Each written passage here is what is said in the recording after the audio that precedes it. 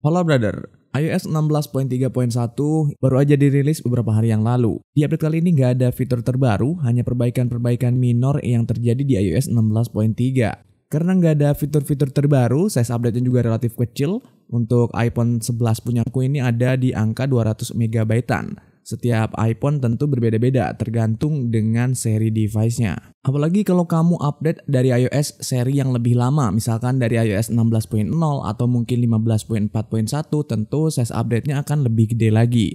Sementara untuk build number-nya ada di 20D67.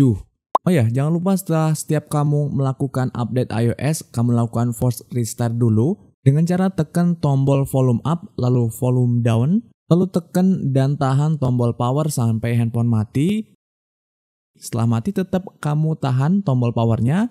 Setelah muncul lagi logo Apple, tanda handphone itu udah hidup kembali, baru bisa kamu rilis atau lepas. Tujuan force restart ini adalah untuk merefresh sistem supaya lebih lancar lagi dan lebih bersih lagi dalam penggunaannya. Habis di restart sistemnya, masuk ke App Store, update beberapa aplikasi yang memang sudah ada notifikasi untuk minta diupdate. Karena kadang iOS yang diupdate, ada juga beberapa aplikasi yang sudah ada update terbarunya. Untuk iPhone storage-nya di iOS 16.3.1 ini lancar banget.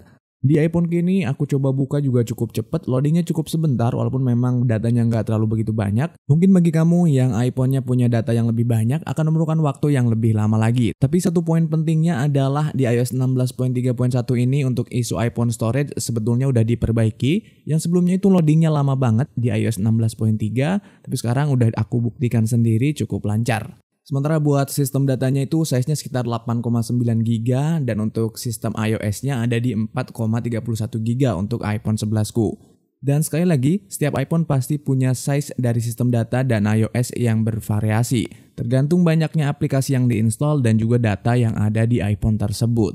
Selagi dalam batas wajar-wajar aja berarti memang tidak ada masalah. Kecuali kalau sampai melonjak atau membengkak secara berlebihan mungkin ada bugs di sistemnya. Oke, beberapa perbaikan bugs yang diperbaiki di iOS 16.3.1 yang pertama adalah di iCloud. Sebelumnya kalau kita mau backup iCloud itu kadang backupnya lama, nggak kelar-kelar padahal filenya cukup nggak terlalu gede-gede banget dan secara waktu itu udah nggak masuk akal. Dan kadang juga waktu kita nge-backup iCloud malah file atau gagal. Dan itu juga berdampak pada backup WhatsApp, kadang kita nggak bisa nge-backup WhatsApp-nya.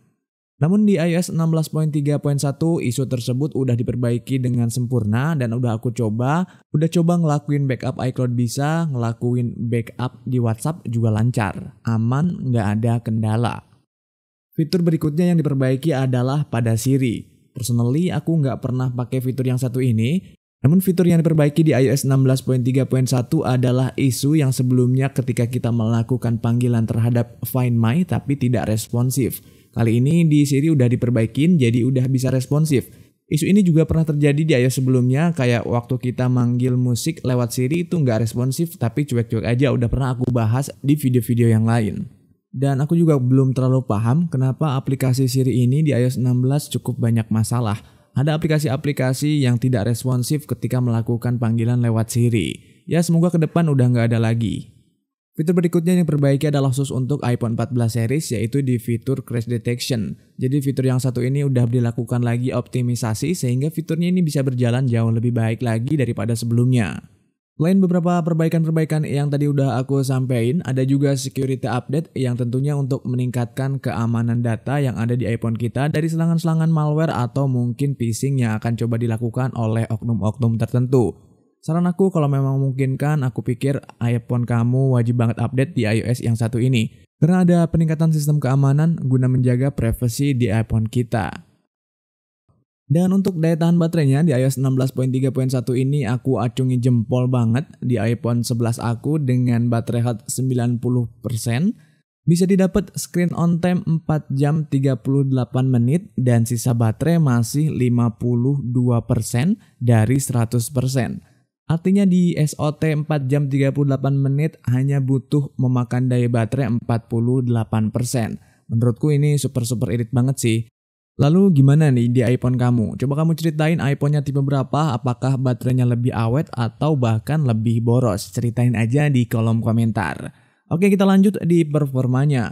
Untuk performanya, hasil pengujian dengan Geekbench 5, iPhone 11 ini di single core-nya dapat skor 1326 dan untuk multicore-nya 3437. Sementara untuk skor GPU-nya didapat 7469. Menurutku secara keseluruhan dari hasil Geekbench ini performanya masih oke banget dan tergolong cukup baik di tahun 2023 ini mengingat usianya yang udah mau 4 tahun. Oke, itu aja yang bisa di-share di video kali ini. Di iOS 16.3.1 ini mudah-mudahan bisa menyelesaikan bugs-bugs yang terjadi di iPhone kamu dan juga iPhone aku. Dan jangan lupa subscribe, nyalakan loncengnya dan bagikan video ini. Kadang kecil untuk kita, namun berarti besar buat yang lain. Thank you for watching. I'll see you. Bye-bye.